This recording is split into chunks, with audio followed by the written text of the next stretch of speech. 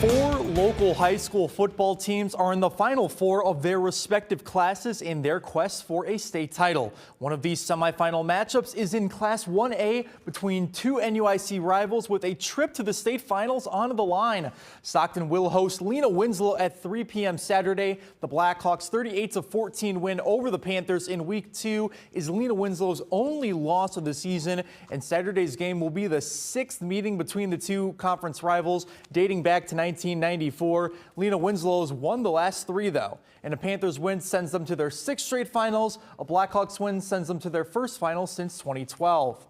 And in Class 5A, Belvedere North is playing in the semifinals for the first time in program history. They're taking on the St. Francis Spartans out of Wheaton. And believe it or not, the Blue Thunder's first playoff game in 2008 in their school history was against St. Francis, though North lost 49-14. The Blue Thunder are outscoring their opponents in this postseason 96-55. Kickoff is going to be at 4 p.m. Saturday at Belvedere North.